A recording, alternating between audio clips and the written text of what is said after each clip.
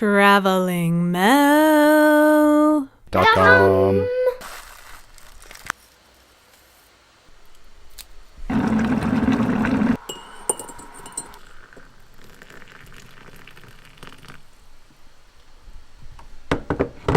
Hello, and welcome to our latest episode of Getting to Go. We're going to run through some quick stuff here because it's kind of cold, and that we'll start off with where we are. We're in Berchtesgaden, Germany, right across the street, literally from Austria. As you can see, we're in the middle of the Alps, which is pretty amazing, especially on a day like today. We came here from Croatia, a little island off the coast called Hvar, in the off season, but we had a great time there, and we made our way up from there to Zagreb for the Christmas market, and you can find out more about that on the blog and YouTube channels. The question we get more than any other question is, where are you going next? And until recently, we really haven't known. So we have booked a place in Slovenia, in the capital, for the next month after we leave here, Bavaria. And we're pretty excited to go to Slovenia. And then after that, we will probably head to the UK and Scotland. We will be in France in April, May, or March, April. No, end of April, May.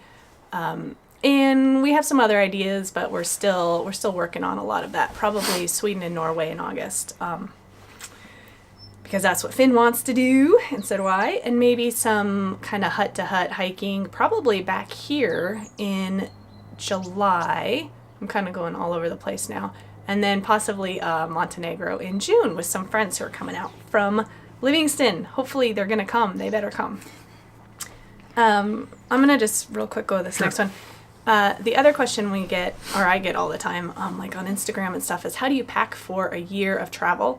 And without getting into the basics, into the nitty-gritty, I should say, we basically brought a very limited wardrobe, a couple pairs of pants, a couple shirts, etc., underwear, socks. And then we just always find places with washing machines, and we wash our clothes all the time, or don't, and just wear them again. And then in Croatia, we stopped at this big, huge sporting goods store, Decathlon, which I think is a French store. Anyway, I bought snow pants and mittens and snow boots for us to get through this month here, and then probably in Slovenia, and then we'll probably ditch those clothes. We're trying not to buy too much stuff, but you gotta stay warm and be able to play in the snow. Another question we get, and I think this... Oh, cut. Sorry about that. Another question we get is, and this is a popular question on the internet for all the traveling sites, is how do you pay for it? And we would like to know, how do you do that? What we're paying for part of it is a lot of residual stuff and a lot of freelancing stuff. We're still working. I have a lot of stock footage online that is sold at various what are called microstock sites. And also we are getting a little bit of money from this YouTube channel. And so your likes and your watches and your shares, thumbs up, and comments help us do that. So thank you. And go ahead. Okay, and I was just saying, I'm also freelance writing, like I think I've said before in these videos, the same places I was writing for before we left, and also doing some contracting with website content for a couple nonprofits. And then, we have our plan B. We sold our house, and so that's a decent chunk of money in the bank, and although we would love to not spend it, we definitely are spending it. So, but we needed a plan B. We needed something in case we weren't making enough on the road, and it's working out quite well. But maybe we'll dig into that a little less deeply as we go on here. We'll see. Should we go to challenges next? Uh-huh. Yes. Okay, the number one challenge I have experienced is being able to create all the content I had hoped to create. It just takes a lot of time, and you can either work or you can go have an experience. And we didn't come on this trip just to work the whole time. We came to have a lot of great experiences. So finding that balance and still getting the content out that I want to get out is quite challenging. We've got the YouTube videos, I got stock footage I want to create, I've got my own little blog that I haven't posted to in 6 weeks, I've got 360 video that I want to put out, and I'd love to do some more creative, just artistic videos, as well as build up our Twitter feeds and our Instagram feeds and Facebook content and some other little ebook projects. So getting all of that done before we left seemed like it would be perfectly fine. In execution, there are just not enough hours in the day. So that has been quite a big challenge for me. Yeah, my challenges maybe aren't really challenges, just the reality of life. But, we get asked a lot. People ask all the time, oh, are you having so much fun? Isn't it so great? Isn't it? And it is. It totally is. It's amazing. We've seen amazing things and met people and all these wonderful things. But the reality of it is that we're still living life. And so most days I'm cooking 3 times a day and doing laundry and cleaning and all those kind of things, running to the grocery store and, just the regular life stuff. So it's not, and I think we knew this going in. I definitely knew this going in. It's not a vacation. It's just living somewhere else. And so all those things that drive you crazy about living anywhere still kind of drive you crazy in this amazing scenery here in Bavaria. And then I would say the other thing that's, I don't know if it's a challenge, but I definitely miss friends and community, and we don't really have anyone to talk to besides the 4 of us. And, there's been a couple times where we've met people and that's been nice, but we FaceTime and we make phone calls, but really we're pretty isolated, especially since we've been traveling to countries that we don't speak the language. Maybe not, Henry could speak in Italy, but I didn't, or Croatia or Germany. And we're probably never going to get to Spain, which is the only place where I could speak the language. So you just end up a little bit isolated. So, but it's a good trade-off for all the other amazing things that we get to see and do. Things that are making us happy. There's so much that are actually making us happy, but I'm going to narrow mine down. On the way up from Hvar to Zagreb, we stopped at a couple wonderful parks, one of which was Plitvice Lakes National Park. And there was just something about that. It was a cool, foggy, cloudy day, wintry, but we had it almost all to ourselves, and it was just so peaceful, and I keep coming back to the word sublime. It was an amazing, amazing place, and you understand why it's a UNESCO World Heritage Site. Check out the video.